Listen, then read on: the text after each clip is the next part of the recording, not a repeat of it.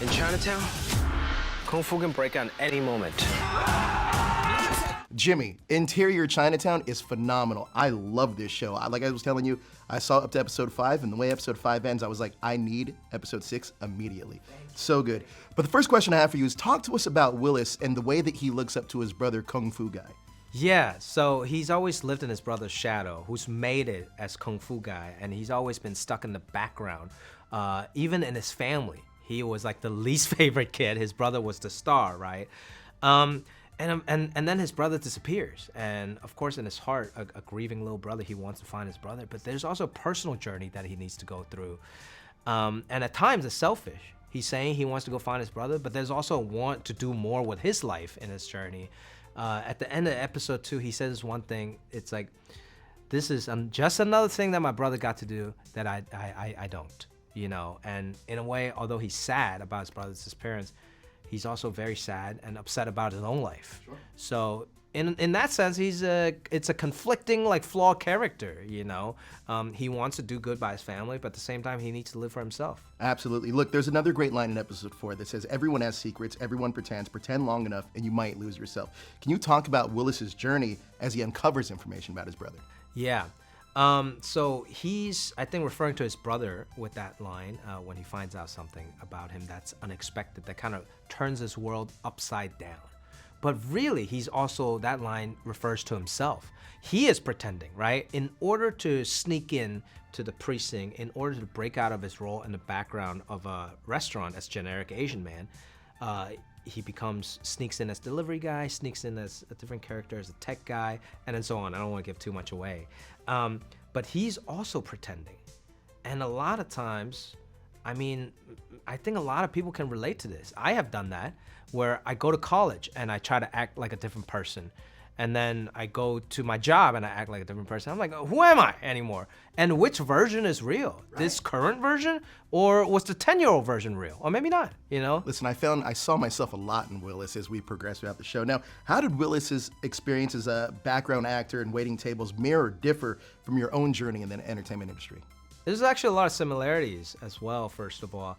I was actually a waiter in a Chinese restaurant called Chop Suey, like a very generic Chinese restaurant. And I was also a background actor, and I had so many bit parts. I was Chinese teenager #1, you know? So that really mirrored my journey, especially, you know, becoming tech guy and things like that. But the difference is also that he grew up in a very tough environment in the SROs in Chinatown, something I fortunately never had to experience. And that's something we rarely talk about when we talk about Chinatown, or we rarely see it. We just see the kitschy facade, the Chinese restaurant.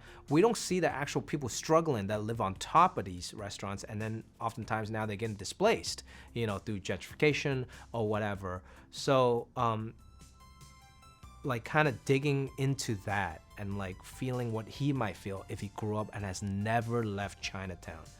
My life was the opposite. I was forced to leave Hong Kong and like go to America, you know. But Willis has been stuck in the role and in the place that he's been assigned. Now, I love the themes that this show touches on. Can you share your perspective on the theme of identity and representation within Interior Chinatown? Yeah, wow. Great question. I think Willis has always felt like he's stuck in the background and invisible, which is such a metaphor for how oftentimes Asian Americans feel.